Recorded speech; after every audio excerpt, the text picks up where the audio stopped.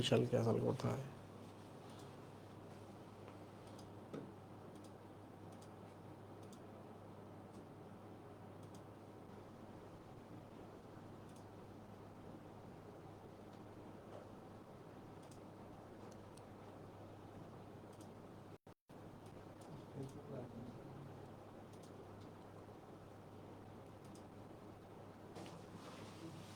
ফেসবুকে live on হয়েছে?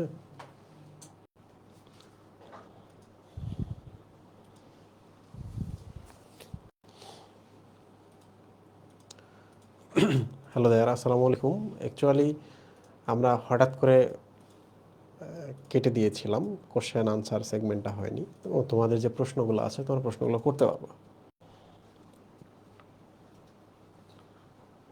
তোমাদের মাইক্রোফোন আমরা ওপেন করে দিচ্ছি।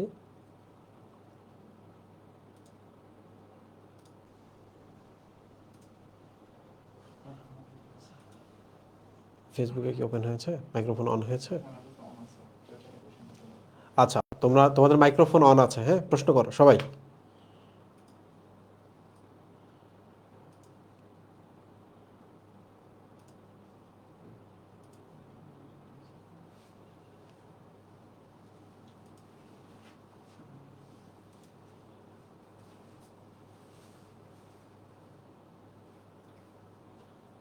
হ্যালো হ্যালো হ্যালো, প্রশ্ন করো সবাই।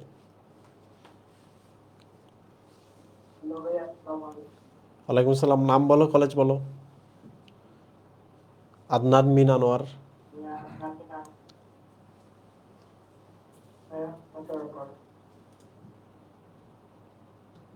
প্রশ্ন করো, একটু জোরে কথা বলো, ফোনটা কাছে নিয়ে আসো।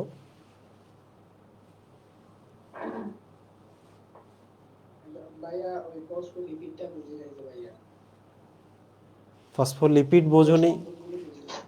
তুমি কি কিছুই বুঝতে পারোনি ফসফোলিপিড থেকে?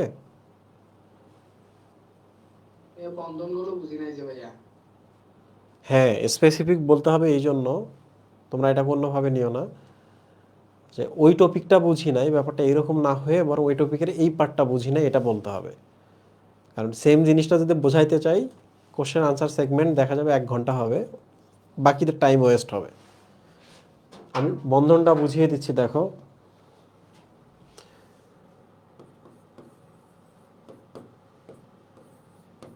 অ্যালকোহলমূলক এবং কার্বক্সিলমূলক যদি কখনো নিজেদের সাথে একসাথে যুক্ত হয়, তখন এই বন্ধনটাকে বলে স্টার বন্ধন। কেমিস্ট্রিতে গিয়ে শিখবা। ওকে, সো তুমি যদি নিজে যখন পড়বা বইটা, তখন তোমার এই ইস্যুটা সলভ হয়ে যেত। কার্বক্সিলমূলক এবং হাইড্রক্সিলমূলক, তো এরা দুজন যদি যুক্ত হইতে চায়, এখান থেকে 1 অণু পানি বের হয়ে যায়। কয় অণু পানি বের হয়? 1 অণু পানি বের হয়ে যায়। সো আমি একটু দেখাই তোমাকে।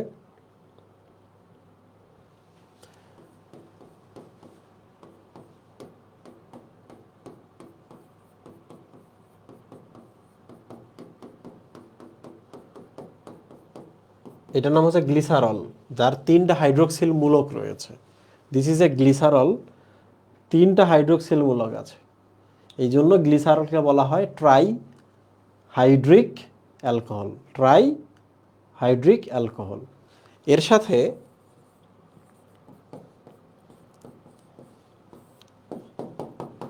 These are fatty acid.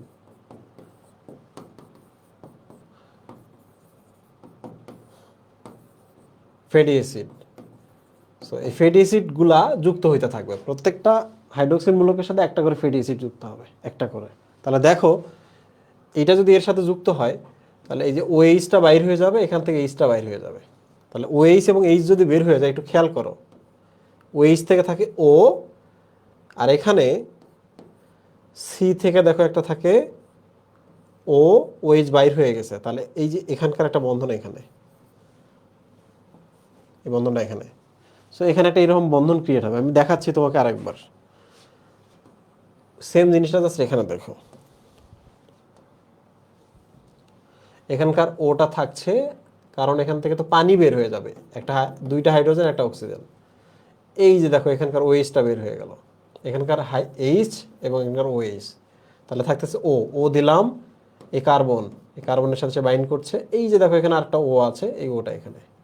So এই যে বন্ধনটা দেখতে পাচ্ছ, অ্যাকচুয়ালি এই বন্ধনটা আর কি, এই বন্ধনটা, এটার নামই হচ্ছে স্টার বন্ধন।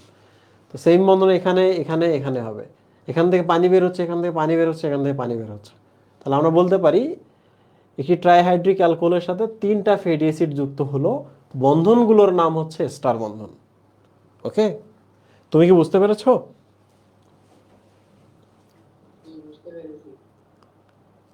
কি বুঝতে পারছো বলো তো? এখানে গ্লিসারল কয়টা আছে বলো তো? ফ্যাটি অ্যাসিড কয়টা আছে? এখানে কার্বক্সিল মূলক কয়টা ছিল? পানি কয়টা বের হয়ে গেছে?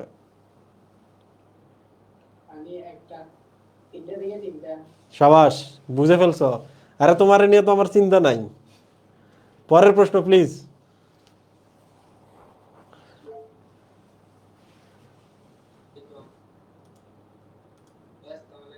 ওয়ালাইকুম সালাম। জোরে জোরে জোরে কথা বলো।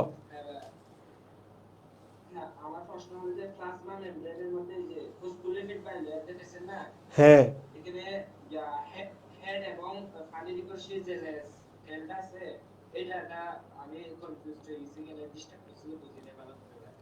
প্রশ্নটা তোমাকে আরেকবার বলতে হবে, তুমি আসলে কোন জায়গাটা বুঝতে পারো নাই।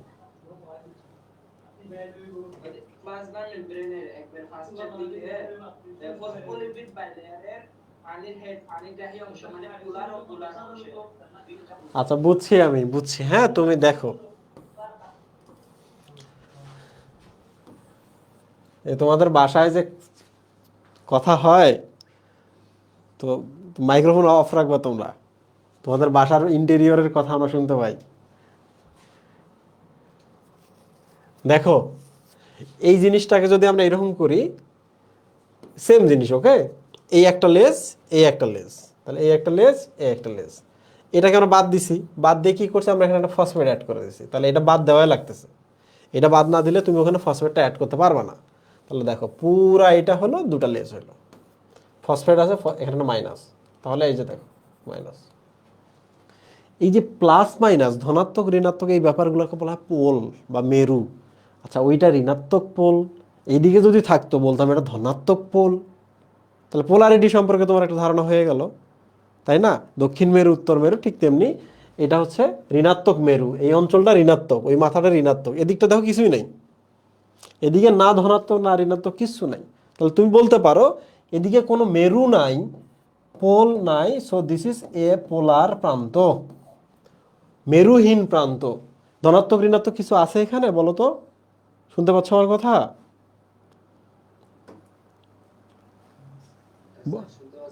তাহলে বলো আমাকে যে এইদিকে কোনো পোল আছে, ধনাত্মক কিংবা ঋণাত্মক?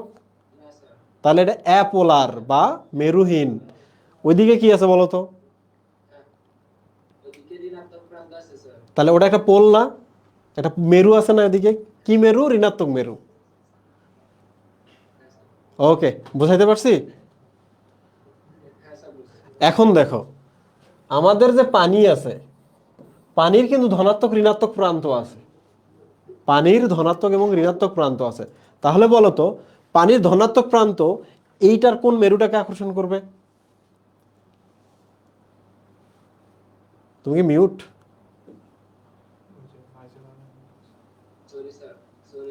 বলো বলো আমাকে বলো, পানির ধনাত্মক প্রান্ত এইটার কোন প্রান্তকে আকর্ষণ করবে? ঋণাত্মক নাকি যেখানে মেরুই নাই? তাহলে বলো, এই প্রান্ত যদি পানিকে আকর্ষণ করে তাহলে এটা পানি আকর্ষী প্রান্ত না এই এলাকাটা? আর এইটা তো পানিকে আকর্ষণ করার কোনো সুযোগই নাই। পানির ধনাত্মক ঋণাত্মক দুই প্রান্তই আছে, কিন্তু এর তো ধনাত্মক নাই ঋণাত্মক নাই, তাহলে বলতে পারি এটা পানি বিদ্বেষী, পানিকে আকর্ষণ করে না। পানি যেহেতু ধনাত্মক মেরুকে এই ঋণাত্মকটা আকর্ষণ করছে, তাহলে এই প্রান্তটা হচ্ছে পানি আকর্ষী, পানিকে আকর্ষণ করতে পারে সে। ডান? তোমার কি কনফিউশন ক্লিয়ার হয়েছে? ওকে, নেক্সট, নেক্সট কোশ্চেন।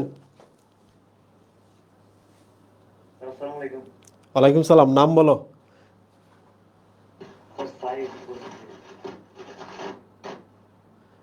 ওকে সাইফ, বলো।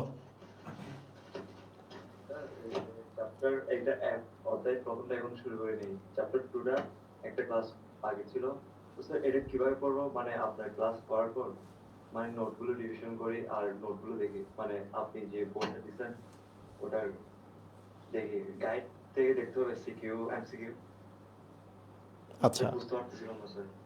আমি বুঝতে পারছি তোমার কোনো ক্লাস মিসিং আছে। ক্লাস যদি মিসিং থাকে, নিয়ম হচ্ছে রেগুলার ক্লাসটা সবসময় মিস করা যাবে না। ধরা যাক তোমার স্যার দেরিতে পড়তেছি তো তাই একটা একটু দেরিতে আসছে, স্লো। মানে স্লো কি ইন্টারনেট, নাকি তুমি তোমার গতি স্লো মনে হচ্ছে নিজের? না না স্যার, না স্যার বলছি মানে সাইকেলের দেরিতে পড়তেছি ও তাই আচ্ছা, আমি ক্লাস একটা জমে আছে। ওকে ওকে ওকে। নিয়ম হচ্ছে, পড়ালেখার নিয়মটা আমি তোমাকে বলি, বইটা একবার রিডিং দেওয়া।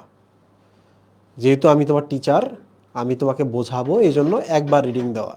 ওই সময় বেশি ইফোর্ট দেওয়া যাবে না, যে আমি জাস্ট রিডিং পড়বো, কারণ কিছু শব্দ তো আমি বুঝি না, এগুলোর পেছনে আমি এত টাইম দিব না। বাট আমি জিনিসটা দেখলাম, এবার কি করবো, এবার ভাইয়ার ক্লাস করব। ভাইয়া যখন পড়াবে এই শব্দগুলো তো তখন ভেঙে ভেঙে পড়াবে, অন্তত শব্দটা যে আছে পৃথিবীতে এইটা যেন আমি বই একবার রিডিং দিয়ে জেনে আগে থেকে আসতে পারি। তখন আমার ক্লাসটা তোমার কাছে সহজ মনে হবে, প্রত্যেকটা শব্দ আচ্ছা এটা তো বইয়ে আছে, বুঝতে পারছি। তো প্রথমে রিডিং দিলা, তারপর আমার ক্লাস করলে ভালো করে, এরপর আবার বইটাতে যাবা, জাস্ট দেখবা আচ্ছা ও বুঝতেছি তো, ভাইয়া তো ক্লাস সব বোঝাইছে, পড়া শেষ। এখন প্রশ্ন হলো ভাইয়া সিকিউ এবং এমসিকিউ এর প্রিপারেশনটা সাথে সাথে কীভাবে নেব? তুমি যদি ক্লাস করো, তুমি সবচেয়ে ভালো এমসিকিউ এর প্রিপারেশন নেবা। এমসিকিউ নিয়ে তোমাকে কোনো চিন্তাই করতে হবে না। আর সিকিউ এর জন্য যেটা করতে হবে, আচ্ছা এই সিকিউগুলো আসে, এর জন্য তোমাকে সব সময় আমাদের যে এনহ্যান্সার বইটা আছে, এনহ্যান্সার বইয়ের প্রশ্নগুলো দেখতে হবে। আমি বলছি না এনহ্যান্সার থেকেই পড়ো, বাট প্রশ্নগুলো কিন্তু ওখানে দেওয়া আছে। আচ্ছা এগুলো বোর্ডে বোর্ডে এগুলো আসছিল, তাহলে এই ধরনের প্রশ্নগুলো আসে, তাহলে এনহ্যান্সার বইটার কিন্তু জরুরত ওই জায়গায়, যে এই সিকিউগুলো আসছিল, এগুলো আসবে। ইয়েস প্লিজ বলো। টেস্ট পেপারে সব সিকিউ মানে একটু দেখে দেখবো এভাবে। হ্যাঁ, নিয়ম কিন্তু এইটাই, যে আমাদের টেস্ট পেপার তো 2 বছর পর বাইর হবে তোমাদের। তাহলে জি জি। তাহলে তোমার চিন্তা কি, শোনা তো। যে এই বছর যে টেস্ট পেপারটা বাইর হয়েছে আমি ওইটা এখন কিনে রাখবো, 2 বছর পর আবার আমি আরেকটা কিনবো আমার সময়। বাট এই বছরেই কিন্তু একটা পুরাতন টেস্ট পেপার কিনবা, তোমাদের যে ভাইরা এবার পরীক্ষা দিল তাদের টেস্ট পেপারটা কিনবা। তাইলে ইনশাল্লাহ পরে আর চিন্তা করা লাগবে না। আর যে ক্লাসগুলো মিস স্যার করছো, হ্যাঁ, আরেকটা হচ্ছে স্যার,